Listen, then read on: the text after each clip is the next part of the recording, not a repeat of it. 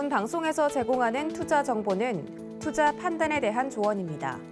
방송에서 제공하는 주식의 가치, 가격 상승 및 가격 하락에 대해서는 방송사에서 보장하지 않습니다.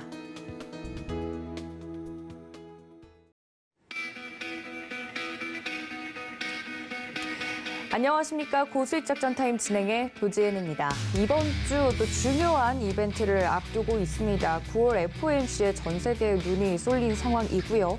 더불어서 중요한 정치 행사들도 이벤트가 예정이 되어 있습니다. 이러한 이벤트들을 잘 소화하면서 깜깜이 기간을 지나갈 수 있을지 우리 증시에 대한 면밀한 검토도 필요해 보이는데요. 월요일장이니만큼 한 주를 예방하고 또 준비할 수 있는 시간으로 구성을 해봤습니다. 끝까지 함께해 주시면서 저희 포트폴리오 작전에 도움 받으시기를 바랍니다.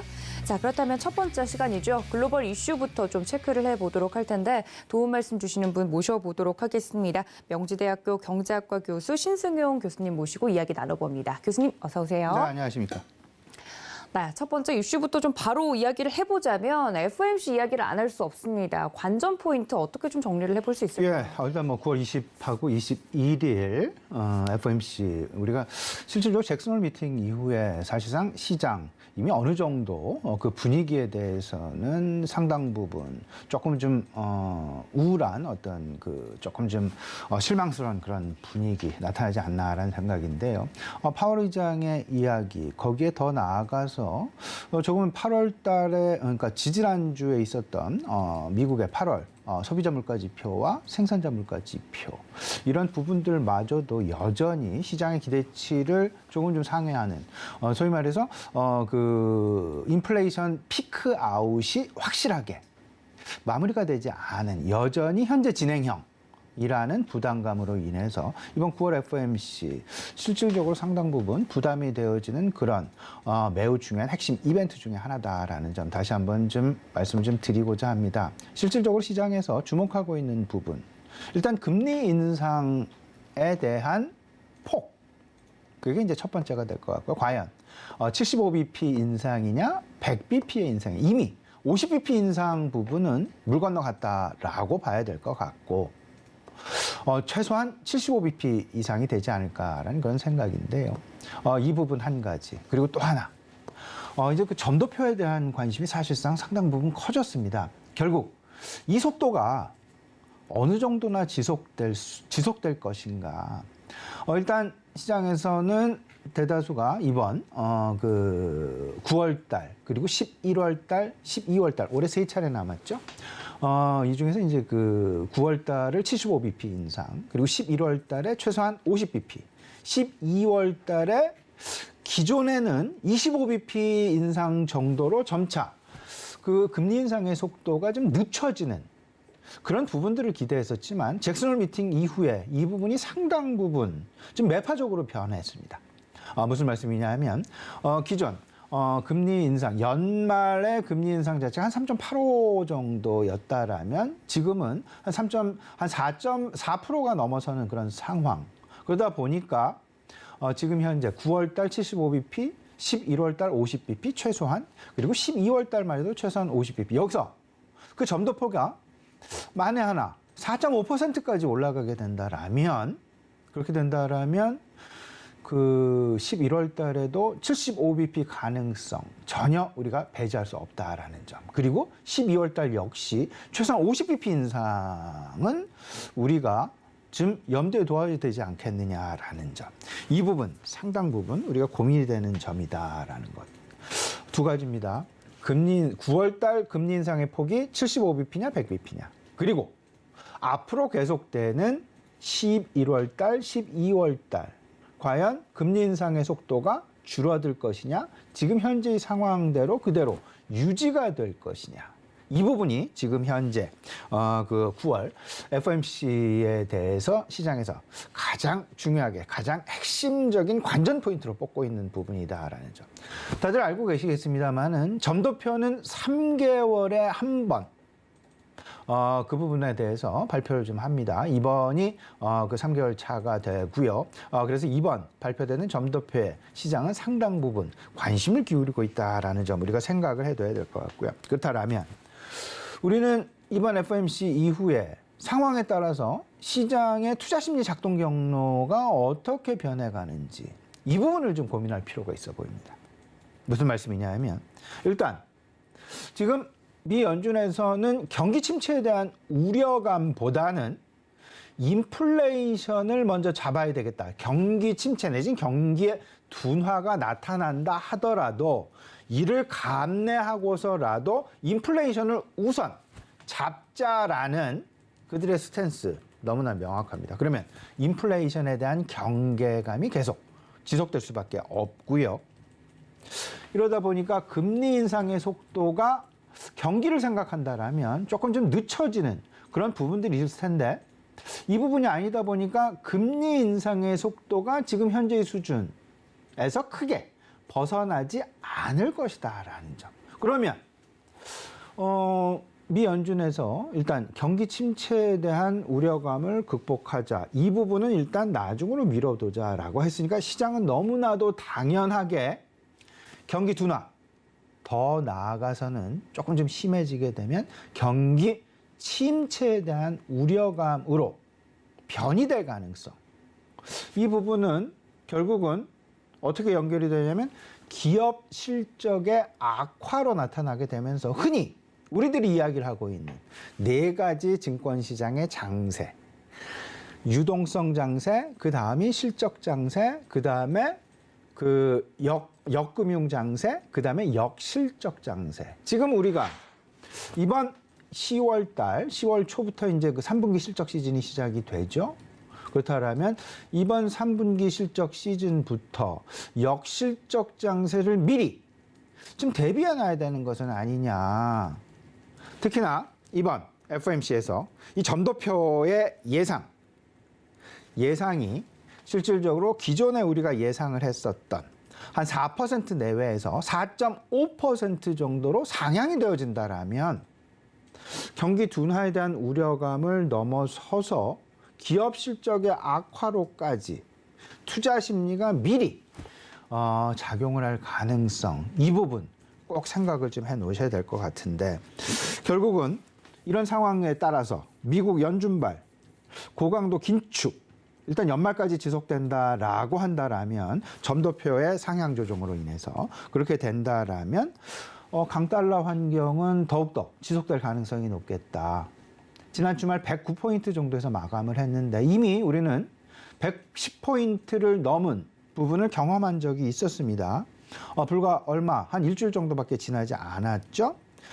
이러다 보니까 글로벌 유동성은 당연히 미국으로 빨려 들어갈 수밖에 없고 우리나라로부터 외국인 자금의 유출 가능성 그 어느 때도 높아지게 될 것이다. 거기에 더 나아가서 원달러 환율이 계속 좀 고공행진을 하다 보니까 우리 시청자 여러분 이 부분 제가 계속 말씀을 드렸던 부분 기억하실지 모르겠습니다만은 외국인 입장에서 한번 생각을 해봐야 되겠다. 무슨 말씀이냐 하면 1,200원 불과 한두 달 전에 원달러 환율이 1,200원이었습니다. 근데 지금 1,400원을 오락가락하고 있죠. 20%, 한 18% 정도가 올랐습니다. 그 이야기는 우리나라 국내 주식시장의 주가가 달러로 환산을 했을 때 이미 거의 20%가량 하락했다라고 보시면 됩니다. 무슨 말씀이냐면 삼성전자가 6만 원이다라고 쳤을 때 1,200원일 때 원달러 환율이 1,200원일 때 삼성전자 6만 원은 그들 미국 달러로 50달러가 되겠습니다. 하지만 지금 1,400원, 지금 45달러도 안 되는 그런 상황이다. 43달러 내외에서 거래가 되고 있는 상황이다. 그렇다면 환율 시장이 지금 1,400원을 넘어서서 1,500원까지 만에 하나 가게 된다라면 추가적으로 7, 8% 이상 가만히 앉아서 실적이나 뭐 이런 변동이 아니라 수급상 변동이 아니라 펀더멘탈의 변화가 아니라 펀더멘탈 외적인 시장 요소, 즉 환율 요소에 의해서 외국인들은 가만히 앉아서 원달러 환율의 상승, 즉 원화 가치의 하락으로 인해서 그들은 가만히 앉아서 손실을 감수해야만 하는 그러느니 환율 동향을 잘 살펴보면서 오히려 미리 매도할 가능성도 있지 않을까. 근데 이게 이제 상황이 역전되다 보면 이제 원달러 환율이 하락을 한다. 원화 가치가 다시 상승을 한다라면 외국인들의 재유입 가능성도 당연히 높아질 수밖에 없습니다. 이런 상황들을 우리 시청에서 잘 고민을 좀 해보셔야 되는데 이러한 부분들과 함께 지금 당장 코앞에 닥친 것. 우리나라 경제 펀더멘탈이 되겠습니다. 그것도 역시 앞서서 말씀을 드린 것과 마찬가지로 우리나라 경제 펀더멘탈에 의해서 원달러 환율, 원화 가치가 하락했다라는 것보다는 오히려 미 연준의 고강도 긴축 때문에 달러화의 가격이 상승을 하다 보니까 상대적으로 신흥국을 비롯한 미국 외 국가의 자국 통화들은 가치가 하락할 수밖에 없는데요. 이런 부분들을 고스란히 감내할 수밖에 없다. 그러다 보니까 환율은 올라가게 되고 이 부분으로 인해서 수입 물가가 상승을 하게 되면서 당연히 우리나라의 소비자 물가 지표는 상승을 할 수밖에 없고 그러면 한국은행에서는 그 높아진 소비자 물가를 다시 더 잡기 위해서 금리를 더 상승시킬 수밖에 없는 악순환의 고리에 빠질 수밖에 없는 그런 상황이 나타나게 되는데 여기서 단 환율의 양면성이라는 게 존재를 하죠. 원화 가치가 하락을 하면 수출하는 기업들에는 그만큼 가격 경쟁력이 생긴다. 근데 이 수출하는 기업들에 대한 가격 경쟁력은 어느 때 생기냐 하면요.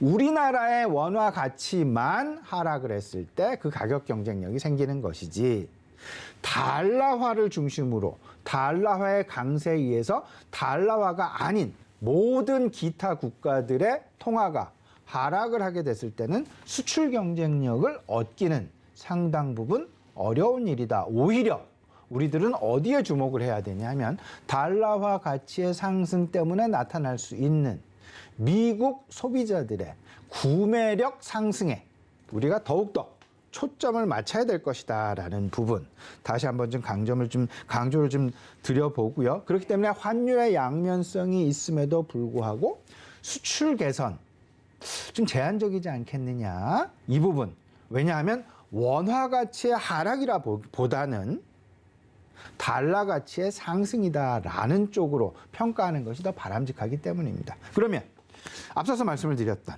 이제 FOMC 이에 따라서 긴축 이렇게 되면 이제 경기 둔화에 대한 우려감이 커지게 될 것이고 실적 시즌으로 돌입이 되면서 그 실적에 대한 우려감이 바로 이제 그 시장에 작동을 할 가능성이 높은데 이럴 때 경기 둔화에 대한 경계감이 어떤 순서로 작동을 할까? 이 부분을 잘 생각을 해보셔야 되는데 일단 가장 큰 것 유동성 측면에서 생각을 해보셔야 됩니다. 외국인의 수급이 어떻게 변화를 할 것이냐 유동성 측면에서 생각을 좀 해보시고 그다음에 안전자산 선호 현상이 어떻게 나타나게 될 것이냐 당장 위험자산 선호 현상으로 시장이 바뀌기에는 조금 역부족이다라는 부분. 그렇다면 고성장 기술주에 대해서 고성장 기술주를 나의 포트폴리오에 안 담을 수는 없습니다. 담아가는데 고성장 기술주 중에서도 여러 가지 좀 나눠볼 수 있다. 여기서 안정적인 성장기에 돌입을 한 고성장 기술주를 가져가는 게 오히려 바람직하지 않겠느냐 말씀을 좀 드려보고요. 또 하나. 소비자들의 선호가 변하고 있다. 소비자들의 행태가 변하고 있다. 소비자들 분명한 것. 미 베이지북에서도 이런 얘기했습니다. 렌트 가격과 식품 가격이 오르다 보니까 그리고 휘발유 가격도 오르다 보니까 이게 소비자들의 선호 현상이 바뀌었다. 소비자들이 쓸 수 있는 가처분 소득이 줄어들어서 내구 소비재 쪽은 다소간 소비가 억눌리게 되고 왜냐하면 내구 소비자라는 것은 내가 쓸 돈이 있어야 그러니까 내가 먹고 살고 그 다음에 남는 것으로 내구 소비재를 사다 보니까 내구 소비재 쪽보다는 필수 소비재 쪽으로 그들의 소비가 상당 부분 치우칠 수밖에 없다. 소위 말해서 여유가 없다. 생활에 여유를 찾아볼 수 없다라는 쪽으로 이해를 하시면 될 것 같고 또 하나 마지막으로 이 임금발 2차 인플레이션을 분명하게 염두에 두셔야 됩니다. 지금 미국에서도 그렇고요. 우리나라도 그렇고요. 평균 임금 상승률 상당 부분 높아지고 있습니다. 하지만 인플레이션이 그를 다 상쇄해버리니까 실질적으로 내가 느끼는 나의 임금 상승은 거의 없다. 이러다 보니까 더 높은 임금 수준을 요구할 수밖에 없고 높은 임금 수준을 요구하다 보면 그 구조조정이 나타날 수밖에 없습니다. 그렇게 되면 실업률이 늘어나게 되는 그런 효과. 이런 부분들, 뭐 경제 전문 용어 이제 필립스 곡선이다라고 이야기를 하고 있는데 이런 부분들에 대해서 잘 생각을 해보시면서 임금의 어떤 그 상승 그리고 임금 상승에 따른 2차 인플레이션도 우리가 분명히 감안해야 되겠다, 준비해야 되겠다라는 부분 잘 생각해 놓으셔야 될 것 같습니다. 네, 9월 FOMC 회의를 앞두고 좀 저희가 시장에서 체크해봐야 되는 포인트 이야기를 해드렸습니다. 이게 환율과 관련돼서 많은 투자자분들이 걱정이 좀 앞서실 텐데 실질적으로 킹달러라고 이야기가 계속 나오고 있죠. 우리가 뭔가 잘못해서가 아니라 달러가 독보적으로 강세를 좀 보이고 있는 상황이기 때문에 경기 침체에 관련된 투자 포인트들 짚어드렸으니까 여러분들 이 점까지 참고해 주시면 좋을 것 같고요. 그렇다면 9월 FOMC 이외에도 이번 주에도 중요한 이벤트들이 많은 것으로 알고 있습니다. 관심을 가져야 될 글로벌 이벤트 어떤 것들이 또 있을까요? 네, 이렇게 좀 생각을 하셔야 되겠죠. 방금 이제 말씀해 주셨던 그 환율 상당히 중요한 부분이다. 말씀을 좀 드려보고요. 원달러 환율 주말 NDF 환율이 1,386원. 그래도 1,400원을 넘진 않았습니다. 일단 안정화되어지는 분위기. 이틀 전, 그러니까 지난주 목요일 금요일에 1,401원을 돌파한 적이 있었습니다. 이 부분 잘 기억해 보시면서 여전히 불안한 양상이 진행이 되고 있다. 지난주 금요일 미 달러 인덱스의 마감은 109.39포인트였다라는 점 주목을 해두시고요. 세 가지 금융시장 중에서 가장 민감하게 그리고 가장 먼저 하는 것이 환율 시장이다라는 점 다시 한번 강조해 드리니까요. 환율 시장 움직임. 주식시장만 보시지 마시고요. 환율 시장 움직임 꼭 체크해 나가셔야 될 것 같습니다. 그렇게 되면서 일단 앞서서 말씀을 드렸다시피 고용 부분, 소비 부분 계속 챙겨 나가야 되겠다. 고용은 경기 실물 경제의 선행 지표다라고 흔히들 이야기를 하고 있고요. 소비는 실물 지표의 동행 지표다라고 이렇게 생각을 하시면 될 것 같습니다. 앞서서 간단히 말씀을 드렸었죠. 미국 베이지북에서 주목한 지표가 무엇냐 생각을 해보면 고용하고 소비였습니다. 고용은 탄탄하다. 임금 상승률도 나름 고무적이다. 이렇게 분명히 얘기를 했고요. 여기서 높은 물가 수준 때문에 실물 시장의 소비 행태가 변화하고 있다라는 것들을 미 베이지북에서도 분명히 언급을 한 바가 있었습니다. 그 내용 잠깐 말씀을 드리면 식음료와 렌트가 올랐기 때문에 가처분 소득이 줄어들어서 내구 소비재 쪽보다는 필수 소비재 쪽으로 소비 행태가 이동을 하고 있다라는 부분 꼭 분명하게 그들 역시 염두를 해서 왔었고요. 이런 부분들을 종합해 보면서 결국은 FOMC 이후 시장의 어떤 부분이 세 가지 정도 보셔야 됩니다. 계속 말씀을 드리고 있지만 미국과 중국의 일단 칩4 이와 관련된 부분 물론 이제 그 영국에서 있었던 엘리자베스 2세 장례식과 관련해서 조금 좀 수년되어질 가능성도 없지 않아 있습니다만은 이런 부분들 어쨌든 칩4 계속 대기 중이다라는 점. 그다음에 또 하나. 이제 동절기가 임박을 하고 있습니다. 요즘 들어서 이제 조금씩 좀 쌀쌀해져 가는 그런 분위기. 이제 10월 넘어서면 분명하게 이제는 동절기와 관련해서 에너지 수요의 증가와 관련된 이야기 시장 내에 상당 부분 나올 수밖에 없다라는 점 미리 생각을 좀 해 놓으셔야 될 것 같고요. 이 부분은 바로 인플레이션의 재점화 가능성 그리고 고인플레이션의 지속 가능성의 분명한 핵심 그 힌트가 될 수밖에 없다라는 점 말씀을 좀 드려보고요. 다다음 주부터는 일단 3분기 실적 시즌이 시작이 되죠. 일단 3분기 실적 시즌이 시작이 되면 과연 이게 역실적 장세로 넘어가는 그리고 역실적 장세의 기간이 얼마나 우리가 감내해야 되는지 이런 부분들에 대한 자그마한 힌트가 될 수 있으니까 이런 부분들까지 아울러서 우리 시청자들은 미리 좀 준비를 해 놓으셔야 될 것 같고 이렇게 되면서 전체적으로 방어적인 포트폴리오 분명하게 구성을 해놔야 되겠다. 앞서서도 말씀을 드렸습니다마는 성장산업, 4차 산업 뭐 이런 부분들 고성장 기술주 버릴 수는 없습니다. 하지만 내가 가지고 있는 고성장 기술주가 바로 지금 진입기에 있는 모멘텀을 노리고 들어간 주식이다라면 조금은 좀 좀 보수적으로 더욱더 볼 필요가 있어 보이고요.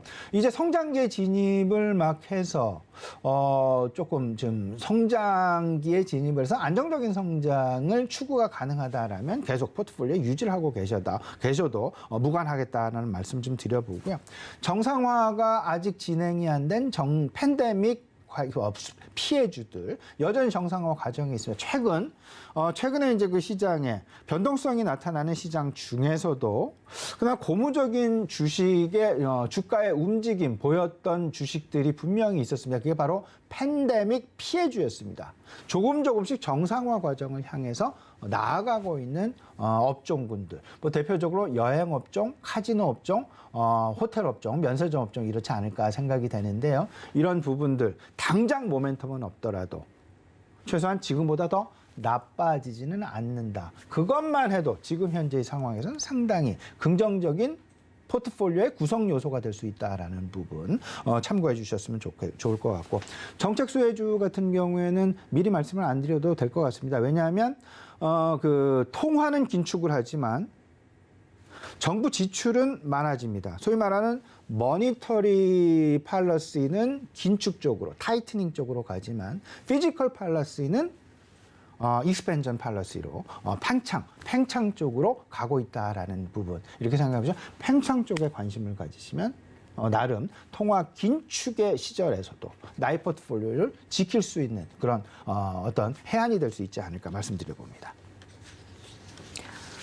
네, 이번 주 9월 FOMC 회의 이후에도 챙겨봐야 될 글로벌 이슈와 더불어서 전략을 이야기를 해드렸습니다. 자, 다음으로는 히든 이슈로 넘어가 보도록 할 텐데요. 저희 교수님께서 직접 뽑으신 이슈를 체크를 해보도록 하겠습니다. 글로벌 배송업체죠. 이 페덱스의 경고 이야기가 나오고 있습니다. 지난주 후반에 이 글로벌 증시에서 나왔던 내용인데, 이 페덱스가 정확히 어떤 업체고 그 업체와 관련돼서 경고가 나온다는 게 어떤 의미인지 이 투자자분들에게 자세한 설명이 필요할 것 같습니다. 예, 이 부분 실질적으로 우리 시청자 여러분들 경기 침체, 경기 둔화, 여기서 가장 중요한 것이 결국 물류가 되겠습니다. 물류는 여러 가지가 있죠. 해상 물류가 있고요. 그다음에 육상 물류가 있고요. 그다음에 항공 물류가 있습니다. 이 물류 이거 잘 보셔야 되는데, 물류업의 어떤 그 영업 자체가 조금 위축이 된다라면 그 이야기는 바로 경기가 위축이 되고 있다라는 쪽으로 가장 먼저 우리에게 신호를 주는, 경기에 대한 신호를 주는, 우리 시청자는 과거 한번 이런 때를 한번 떠올려 보십시오. 코로나를 극복하고 코로나 이후 엔데믹 시절에 들어가면서 가장 먼저 반등을 했었던 업종 지수가 있었습니다. 바로 상하이 컨테이너 운임 지수였습니다. 상하이 컨테이너 운임 지수, 미국과 중국 간의 교역, 이 부분을 바로 보여주는 그런 상황이었다라는 점을 생각을 본다라면 페덱스, 육상 물류죠. 그리고 항공 물류입니다. 이런 부분들, 여기서 그들의 예상을 했었던 영업이익, 이 부분이 상당 부분 위축이 되어지는 그런 부분이 나오다 보니까 페덱스 주가가 지난주 금요일 미국 시장에서 21%의 급락을 보여주는 그런 상황이 나타났고, 그 여파가 미국 시장 전반적으로 확산되어지는 그런 분위기였다. 여기서 우리가 뭘 읽을 수 있냐. 인플레 때문에 통화 긴축을 했고, 통화 긴축을 하다 보니까 이게 경기 둔화로 바로 이어지게 되는데, 그 다음 순서가 앞서서 말씀을 드렸죠. 그 기업들의 실적 악화로 이어질 수 있다라는 점. 이런 부분들, 이 경고를 우리가 절대 무시해서는 안 될 것이다. 운송주는 대표적인 경기 선행 업종이라는 것을 분명하게 인지를 해 두셔야 될 것 같고, 또 하나가 있었죠. 골드만삭스가 미국의 경제 성장률 전망치를 하향 조정을 했습니다. 내년도 1.5%에서 1.1%로 내년도 경제 성장률 전망치를 하향 조정을 했고, 올해는 0% 성장이 없는 것으로 그대로 기존 것을 그대로 유지했는데, 여기서 우리가 주목해야 될 것, 그들이 생각하고 있는 실업률 전망치가 상향 조정되었다라는 점. 기존 3.6%에서 3.7%로, 그리고 내년 같은 경우에는 3.8%에서 4.1%로 실업률의 상승 정도가, 전망치 수정 정도가 조금 더 내년이 갈수록 커지고 있다라는 부분. 그 이야기는 앞서서 제가 말씀을 드렸던 임금발, 실업률발 이 부분, 임금발 2차 인플레가 결국은 실업률을 상승시킬 수밖에 없는 그런 압박 요인으로 작용을 할 수밖에 없다. 실업률이 상승한다는 이야기는 바로 경기 둔화 또는 조금 더 심하게 되면 경기 침체라는 점 절대 잊으셔는 안 될 것 같고요. 잠깐만 이제 그 오늘 그리고 이번 주 얘기를 좀 해보죠.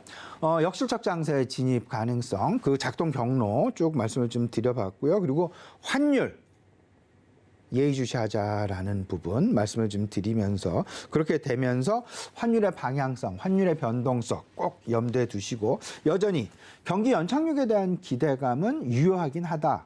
하지만 고용 부분과 소비 부분 우리가 유일하게 지금 그 버팀목 내지는 마지막 보루를 삼고 있는 것이 소비와 고용입니다.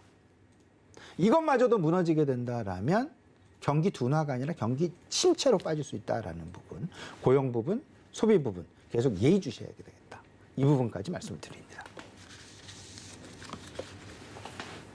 네, 이렇게 지난주 뉴욕 증시를 좀 강타했던 이슈와 더불어서 자세하게 좀 저희가 증시에서 체크를 해봐야 되는 부분에 대해서 정리를 해주셨습니다. 특히나 이 소비, 고용과 관련된 부분은 집중해서 봐야 된다라고 지속적으로 강조를 좀 드리고 있고요. 그렇다면 오늘장 작전도 여기에 녹여서 이야기를 해주신 걸까요, 교수님 어떠신가요? 네, 그렇죠. 오늘장 작전은 이제 그렇게 말씀을 좀 드린 거죠.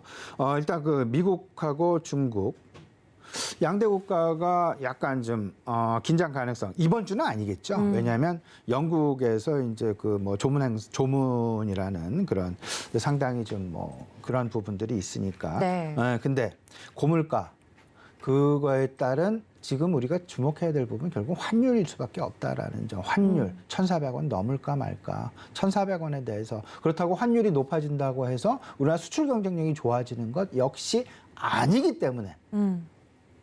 환율의 양면성이 실질적으로 존재해야 되지만 지금 현재의 상황은 환율의 양면성을 누리고 있는 나라는 미국이라는 나라 한 나라밖에 없다라는 점. 그 외의 나라는 환율에 의해서 피해만 보고 있다라는 점.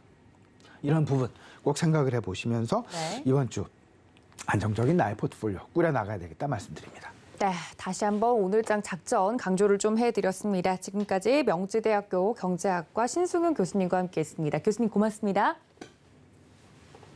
네, 이런 글로벌 이슈를 바탕으로 국내 증시 작전도 세워보도록 하겠습니다. 교보증권 여의도금융센터 윤여민 FP 연결되어 있습니다. FP님 안녕하십니까?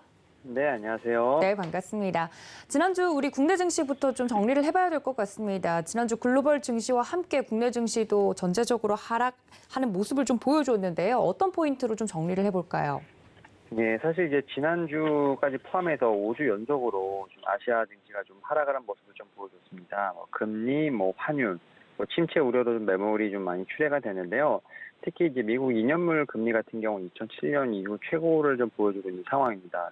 특히 이제 기준금리가 4% 이상 오를 것이라는 것이 좀 기정사실화된 것으로 보이고 있고요. 특히 이제 서머스 장관 같은 경우는 지금 전 장관 같은 경우 4.3%까지 올려야 된다라는 얘기가 좀 나오고 있는 상황이 있기 때문에 결국 이러한 부분에서 좀 경기에 대한 좀 경고도 계속 이어지고 있지 않나 생각을 하고 있습니다. 특히 이제 세계은행, 그다음에 고금리가 좀 이어지면 성장이 둔화될 것이라는 가능성에 대해서 상당히 언급을 하고 있고요.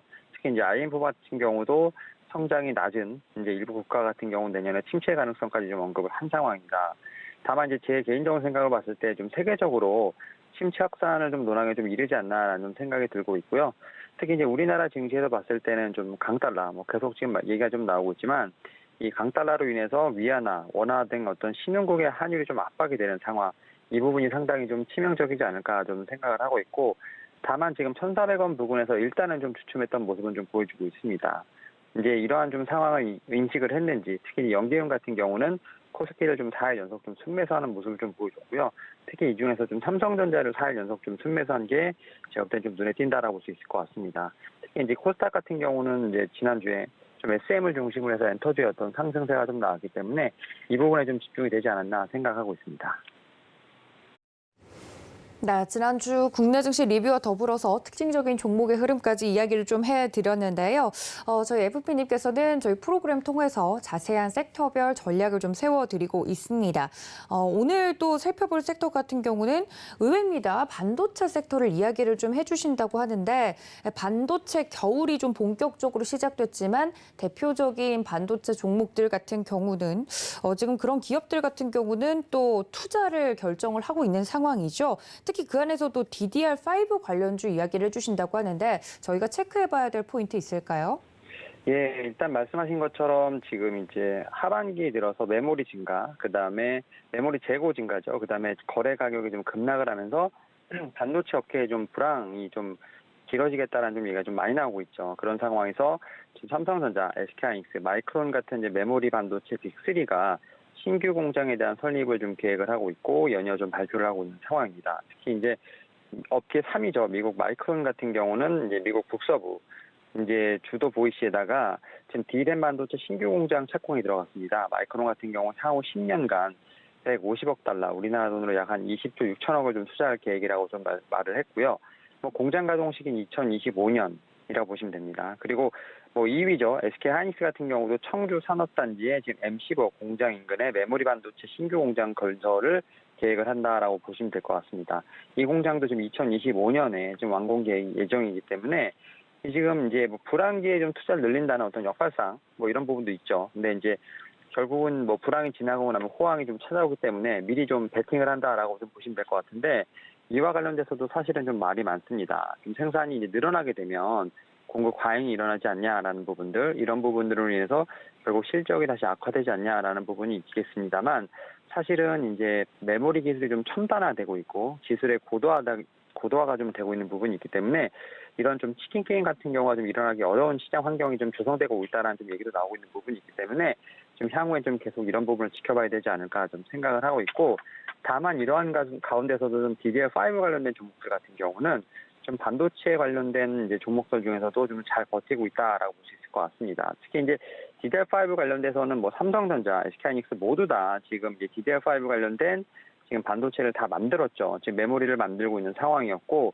다만 이제 DDR5를 지원하는 지금 뭐 PC용은 나왔습니다만 서버용 CPU가 나오지 않았기 때문에 지금 현재 수요가 좀 발생하지 않는다라고 보시면 될 것 같은데 이 가운데서 지금 이제 9월 이번 달 말에 아무래도 모멘텀이 있지 않을까 좀 생각을 하고 있습니다. 인텔 같은 경우는 이제 9월 27일에 개발자 행사죠. 지금 인텔 이노베이션에서 차세대 CPU 제품군을 좀 공개할 것으로 보이고 있고 AMD 역시 지금 DDR5를 지원하는 데스크탑용 CPU랑 서버용 CPU 좀 출격하지 않을까 생각합니다.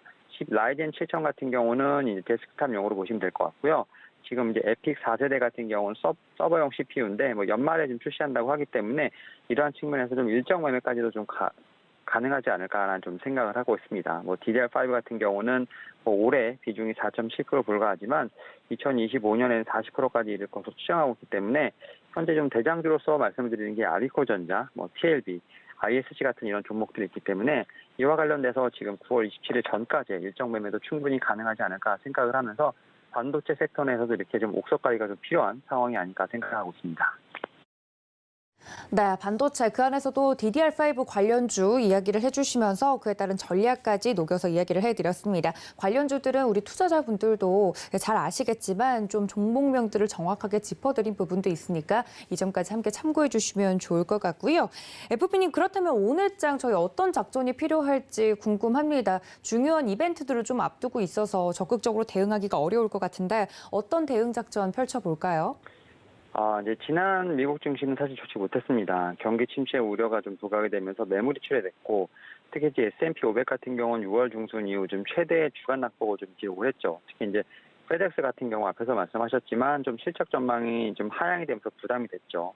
뭐 이러한 부분이 좀 상당히 안 좋은 모습입니다만, 다만 미국 같은 경우도 오후장 들어서 지수가 좀 낙폭이 축소했습니다. 특히 이제 국채금리 하락을 하면서 지금 반도체들이 좀 반등을 했고, 그다음에 넷플릭스, 인텔 같은 어떤 대형주들이 상승을 하면서 지수 방어 역할을 했기 때문에 이러한 측면에서 뭐 결국은 주가는 약보합으로 마감을 했다라고 보시면 될 것 같고, 뭐 사실 미국 같은 경우는 전날 좀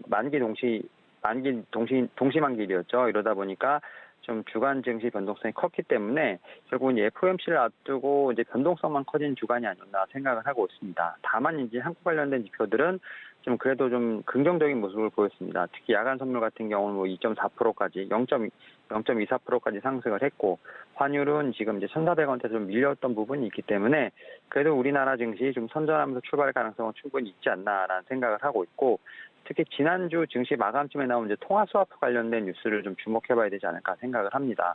지금 1,400원대에서 이 보도가 좀 변수가 되는지를 계속 체크해봐야 되지 않을까 좀 생각을 하고 있고 결국 이제 지수보다는 좀 종목들 이 중에서도 좀 수급이 몰리는 업종과 종목들에 대한 부분들을 좀 계속 체크를 해봐야 되지 않을까 생각하고 있습니다.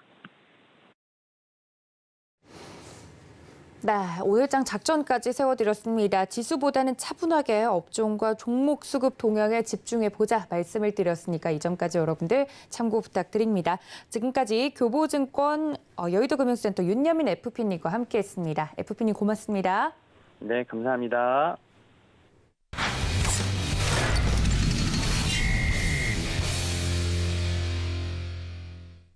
자, 보다 자세한 종목별 대응 작전 세워보도록 하겠습니다. 늘 이 시간 함께해 주시는 분이시죠? 글로원 파트너스 이성웅 이사님 연결합니다. 이사님 안녕하십니까? 네, 안녕하세요. 네, 반갑습니다. 이번 주 첫 번째 이슈부터 좀 짚어보면요. 앞서서도 페덱스와 관련된 내용을 짚어봤습니다. 미국 운송업체 페덱스가 21%대까지 조정이 나오면서 이 경기 침체에 대한 내용이 다시 한번 수면 위로 떠오르고 있는 상황입니다. 이 이야기를 우리 시장에 좀 연결해서 짚어봐야 할 포인트가 있다면 어떤 부분부터 저희가 짚어볼 수 있을까요?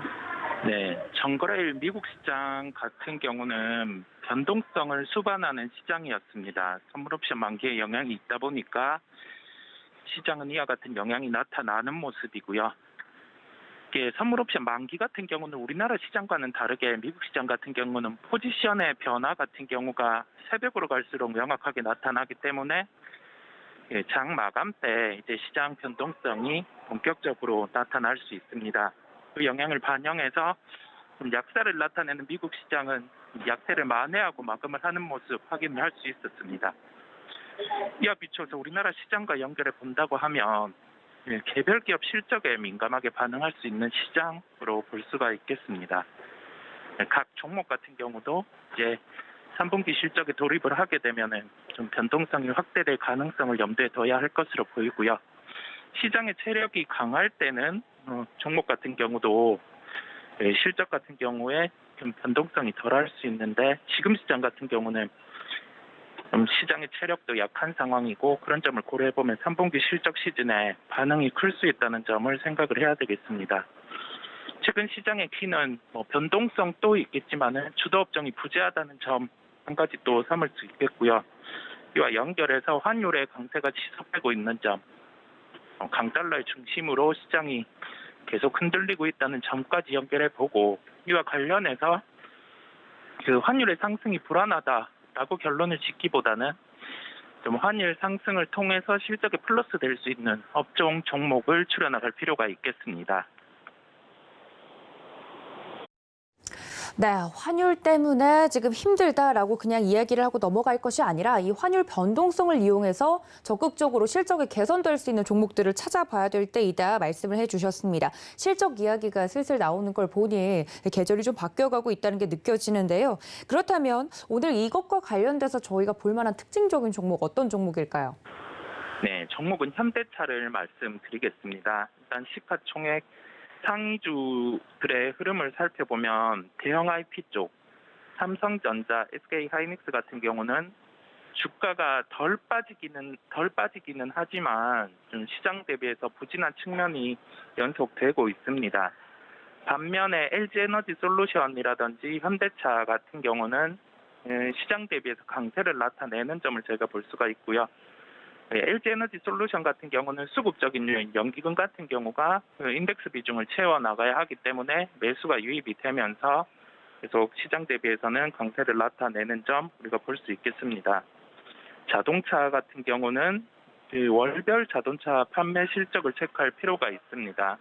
이 부분이 데이터가 꺾이는 걸 주시려 하기보다는 차량용 반도체 이슈가 계속 있어 왔던 만큼 이 공급에 대한 부분이 해소가 되면 주가는 추가로 강한 반등이 가능하기 때문에 월별 판매량을 체크를 할 필요가 있겠고요.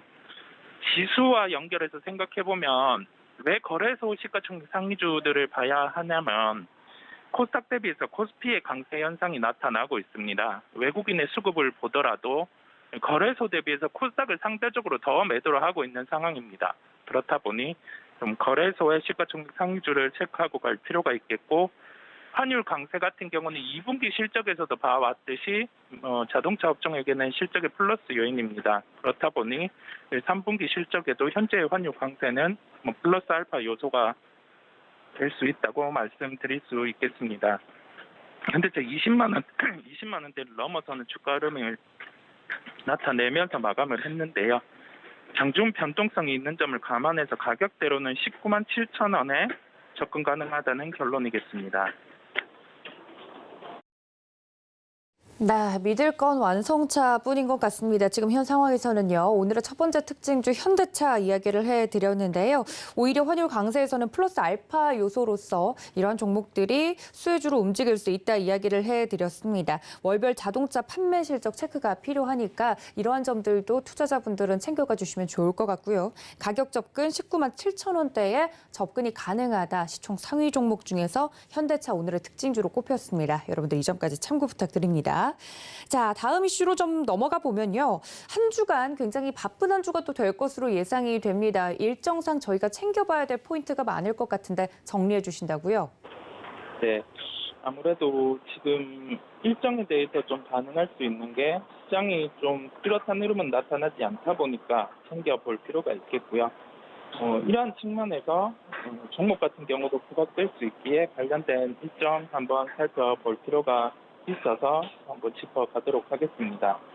화요일 같은 경우는 한미 정상회담의 가능성이 있습니다. 이 부분에서 정상회담 의제 같은 경우는 가장 화두가 되는 게 통화 스와프 여부입니다. 이 통화 스와프가 이루어진다고 하면은 이게 금액이라든지 그러한 부분보다는 이루어지는 것만으로도 환율의 안정이 나타날 수 있고, 과거에 시장이 변동성이 컸을 때 금융위기라든지 이 요소가 존재를 할 때 통화 스왑을 통해서 시장이 먼저 반등이 나왔었습니다. 그렇다 보니 화요일에 한미 정상회담을 통해서 통화 스왑의 체결 여부를 살펴볼 필요가 있겠고, 수요일은 FOMC 회의가 있습니다. 여기에서 금리 결정이 이루어지기 때문에 화요일 그리고 수요일 이후의 시장 방향성이 결정될 것으로 보입니다. 그렇다 보니 이 부분에 대해서 고려를 할 필요가 있겠고요. 오늘 같은 경우는 가깝게 국토부의 자율주행 그리고 UAM 관련해서 확산의 정책 시행 발표가 예상이 되고 있습니다. 자율주행 부분 같은 경우는 레벨 3 이상의 규제를 풀어준다고 하면은 지금 가지고 있는 부분보다 관련된 테마라든지 종목 같은 경우가 강세를 나타낼 수 있기 때문에 관련된 종목 같은 경우 한번 접근을 하고 말씀드리도록 하겠습니다. 네, 그렇다면 관련돼서 볼만한 특징주 궁금해지는데요. 어떤 종목 위주로 살펴볼까요? 네, 종목은 모트렉스를 말씀드리겠습니다. 자율주행, UAM 관련해서는 자율주행은 대표적으로 만도라든지 이러한 종목이 대형주, 중소형주군에서는 부각이 될 수 있겠고요. 연결해서 캠트로닉스라는 기업이 테마로라든지 아니면 실적으로 부각이 되어 왔습니다. UAM 관련해서는 하나시스템 같은 경우가 해외 투자라든지 그런 부분이 이루어져 있다 보니까 대형주군에서는 접근이 가능하겠고요. 일단 테마적인 요소가 일정이라든지 정책 확산이 있을 때 반응이 더 클 수 있다는 점에서 말씀을 드리게 됐습니다. 최근에 자율주행 테마군은 주가 변동이 축소된 상황입니다. 왜냐하면 8월에 이 자율주행이라든지 UAM과 관련된 정책 발표가 예정됐는데 한 달이 연기된 상황이고요. 그렇다 보니 지금 시장에 대한 불안감도 있고 테마적인 요소에서도 약간은 확정되지 않는 부분이 있다 보니까 주가의 변동성이 적었었습니다. 시가총액은 4,030억 원 수준입니다. 이 기업 같은 경우는 자율주행과 관련된 그 이미지, 그다음에 이 이미지를 넘어서 센서라든지 그런 부분에서 사업을 영위하는 기업이 수혜를 벌 수 있는데, 관련해서 자동차 전장 산업, 자율주행, 정군간 관련된 일반적인 사업을 영위를 하고 있습니다. 2001년에 설립됐었어요. 내비게이션 사업을 시작하면서 여기에서 이제 스마트카, 자율주행, 커넥티드카의 핵심 부품을 개발하고 판매하는 기업입니다. 계속 중국 기아차, 그다음에 뭐 해외 법인을 통해서 러시아 기아, 체코, 현대 등에 대해서 그 부품을 공급한 이력도 있고, 뭐 중동, 뭐 러시아 이쪽 단에 계속 현대 기아차, 뭐 해외 쪽 이제 확산될 수 있다는 점에서 주목이 될 수 있는 사업이라고 할 수 있겠습니다. 대표적으로 두 가지 사업을 말씀드릴 수 있겠는데, 완성차 쪽에서 일체화된 디자인 부분, 이 부분에서 운전자한테 실시간 정보를 제공하면서 그 자율주행 기능을 제어할 수 있는 사업을 영위로 하고 있고요. 나머지 하나로는 그 뒷좌석 탑승객이 이제 개인 승용차 차량이라든지 그쪽에서 좀 영상을 보거나 제어할 수 있는 그 부분까지 함께 사업을 영위로 하고 있습니다. 그렇다 보니 뭐 자율주행과 관련된 테마로도 부각이 될 수 있겠고요. 가격적으로는 금요일 종가단에서 좀 강한 흐름이 나타났습니다. 그렇다 보니 짧게는 좀 한번 눌림을 주고 오늘 정책이 나오면 다시금 강한 상승이 가능하기에 16,350원대 접근 가능하다는 결론이겠습니다. 네, 모트렉스 관련돼서 자세하게 좀 이야기를 해주셨습니다. 자율주행 관련주로 엮여있는 만큼 많은 분들이 관심을 가지고 보고 계시는 종목일 텐데요. 자세한 가격 접근과 더불어서 투자 포인트 정리해드렸으니까 참고 부탁드립니다. 그렇다면 이사님, 저희 오늘장 작전도 필요할 것 같습니다. 어떤 작전이 유효할까요? 네, 일단 미국 시장은 장마판 때 반등이 나오면서 우리나라 그 선물 같은 경우, 역의 선물 같은 경우는 플러스 마감을 하는 모습이었어요. 한 0.5% 플러스 마감하면서 지수로는 이론적으로 거래소 기준 한 3포인트 정도 상승 출발이 가능한데, 일단 장전에 비트코인 흐름이 좀 약한 모습입니다. 비트코인 흐름이 약하면서 시장이 좀 한 차례 미국 시장 선물 기준으로 변동성이 커질 수 있는 점을 염두에 둬야 할 것으로 보이고요. 미국 선물 현재 기준 보면은 거래소는 다우지수는 0.1%, 나스닥은 0.05% 정도의 조정 나타나면서 큰 변화는 없는데, 서두에 말씀드린 것처럼 이제 한미 정상회담, FOMC 회의 정도까지는 그래도 시총 대형주는 좀 자제를 하면서 각 일정이라든지 테마에 맞춘 매매 정도의 흐름 대응이 필요한 시장이라고 말씀을 드릴 수 있겠습니다. 장중에 살펴보실 필요가 있는 것은 환율 흐름, 그 다음에 개장 30분까지는 외국인 수급 흐름이 장초에 어떻게 나타나는지 그 여부를 체크하고 접근 가능하다는 점 말씀드리겠습니다. 중립 정도, 중립 이하의 약간 보수적인 시장 대응으로 열어놓고 좀 시장 살펴볼 필요가 있다는 점으로 결론 짓겠습니다. 자, 이렇게 오늘장 작전까지 이야기 들어봤습니다. 지금까지 글로원 파트너스 이성웅 이사님과 함께했습니다. 이사님 고맙습니다. 네, 감사합니다. 네, 이렇게 오늘장 작전까지 모두 세워봤는데요. 여러분들 장중에 움직임은 매매 시그널을 통해서 알려드리도록 하겠습니다. 본 방송에서 제공해드린 정보는 투자 판단에 대한 조언일 뿐 해당 주식의 가치나 수익률을 보장하고 있지 않다는 점까지 알려드리면서 저는 잠시 뒤에 다시 인사드리겠습니다. 시청해주신 여러분 고맙습니다.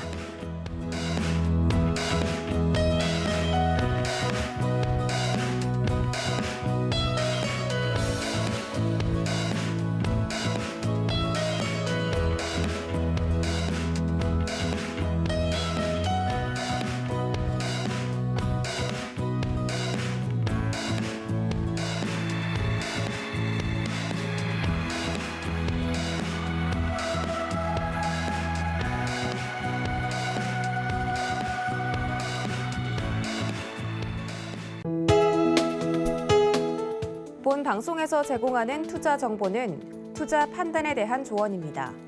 방송에서 제공하는 주식의 가치, 가격 상승 및 가격 하락에 대해서는 방송사에서 보장하지 않습니다.